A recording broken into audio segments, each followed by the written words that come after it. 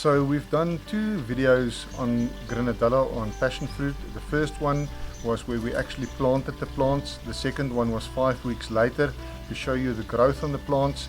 And at that stage it was overcast and the flowers didn't open. And today we've got a very lovely day and we're going to show you these plants again. My name is Jan Lubbinge. I'm from Varing Limited Organics, and today we're going to do a video 12 weeks after we've planted our Granadilla plants, and we're going to show you how lovely they've grown. So let's go and have a look at how the plants has grown. Refresh your garden with the Bark Unlimited range of top quality organic products. Bark Unlimited Organics. Refresh nature. Alright, so about 12 weeks ago when we planted these plants, they were no more than hip high, and about 5 weeks later we showed you a video where they've grown to almost as tall as myself, and 5 weeks later they were about this high, and you can see now they've reached the top of our trellis, and you can even see some fruit on the plants. So there's one fruit hanging there, and here's even a closed bud. I thought by now the flowers would have been open, but maybe we're lucky and we can find an open flower. And here's also another flower that's semi-open, and we might come back later just to get a shot of an open flower for you. They're quite nice flowers to see. And what we're going to do today is we're approaching winter now, and we want to make sure that these plants are well protected. So we're going to feed them now, and we're also going to add some more mulch, and then some of these vines need a bit of training, and we'll show you exactly how to do that. So as a pre-winter feeding, we're going to use some blood meal again, which is high in nitrogen, but it needs to be broken down by the microorganisms in the soil to be made available to the plant. If the soil temperature goes down, the microorganisms are less active, and there won't be as much nitrogen available. We do, however, want to add some nitrogen to the soil, as these plants are heavy feeders. The other thing we're going to add is some kelp meal. Kelp meal will help to strengthen the cells in the plant, so that when it gets cold, the plant can take more strain and doesn't get damaged all that easily.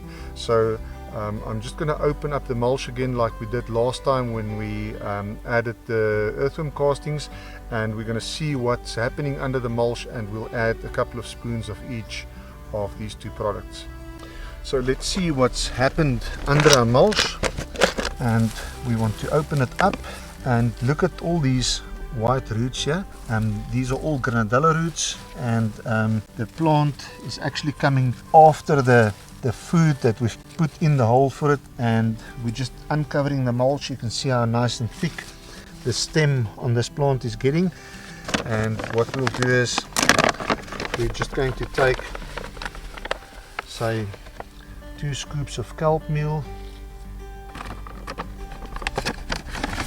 and we'll sprinkle this around the plant like that. And also we're going to add just 2 scoops of blood meal,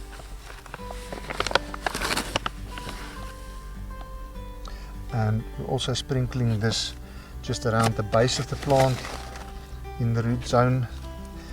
And what we're going to do is just cover up our mulch again over the fertilizers, and we're going to add some more mulch just now. And you can also see there's no weeds growing in this area, and that's because of the mulch, so the seeds don't get a chance to germinate. So let's just quickly do the other plant, and then we'll mulch these plants again. So again, we're going to remove the mulch, and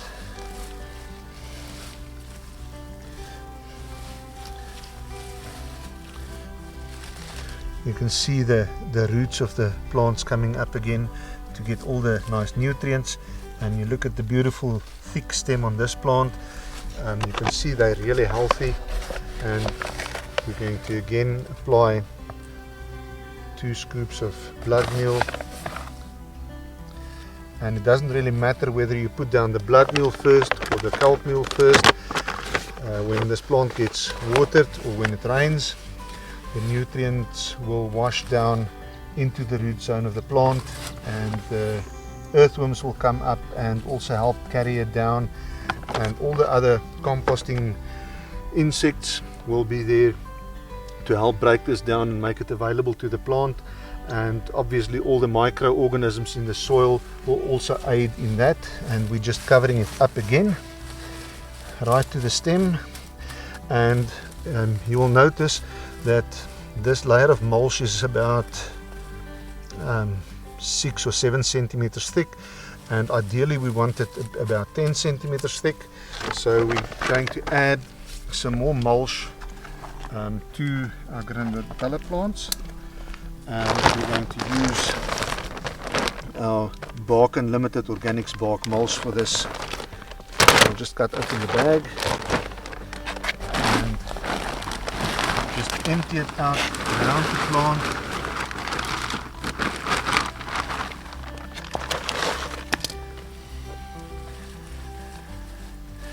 And we'll put about another 3 centimeters of mulch on top, and we'll do that section later on. This is just to cover the immediate root zone under the plant, and we'll also do the second one with the bark mulch. Again, empty out the bag around the plant.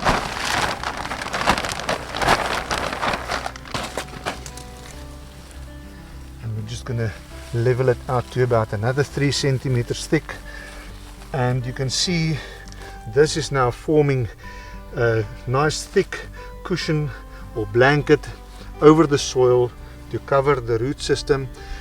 It needs to get extremely cold before the cold will actually go through the mulch and into the soil and freeze the roots of the plant. At a later stage we will also show you how to cover these plants against frost, but for now, as long as the root system is covered, we should be alright.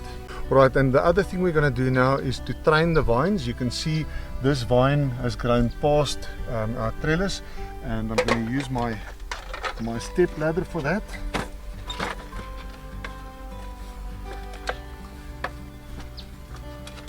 And what I'll do is I'll just tuck this vine in behind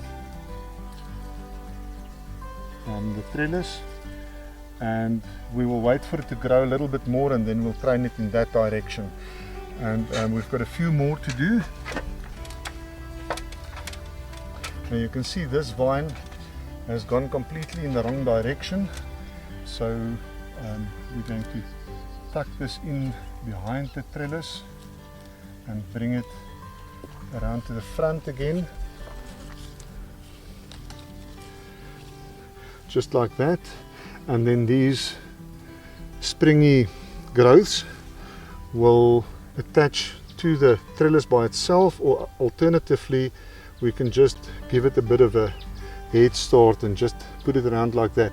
By the time we get back tomorrow, all of this will have turned around the trellis, and we can basically do the same with the rest. These two have already attached to each other, and we're just going to tuck them in there in order for them to grow down like this. We'll now show you our beehive on top of this container, so all the pollinators are quite close to the flowers. Okay, so we have a lot of growth at the top of this trellis now, and I'm going to loosen some of it and actually bring it down a bit to cover a section of the trellis that's got no growth on it.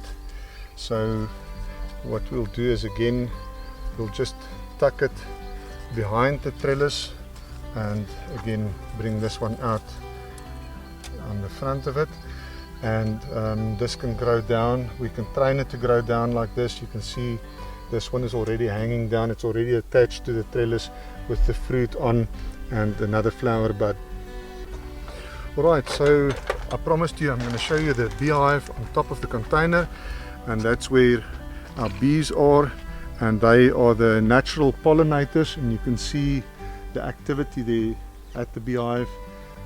These are what are known as honeybees in South Africa, and in America these bees are referred to as African killer bees.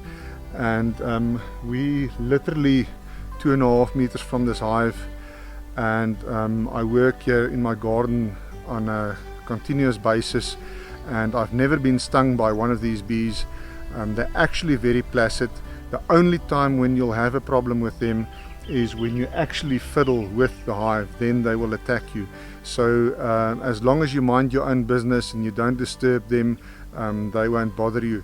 Honeybee, if it stings you, it leaves its stinger in you, and the bee itself dies. So you know, I presume they don't want to die, so they leave us alone. But if you fiddle with their hive and you threaten their colony, they will take revenge. So if you liked this video and you found the information useful, please hit the like button, subscribe to the channel, we'll send you our latest videos. And if you want more information on our products, you can always go to our website at www.barkanlimited.co.za, and we'll do a follow-up video, and hopefully next time we can show you ripe fruit and maybe have a taste. Refresh your garden with the Bark Unlimited range of top quality organic products. Bark Unlimited Organics. Refresh nature.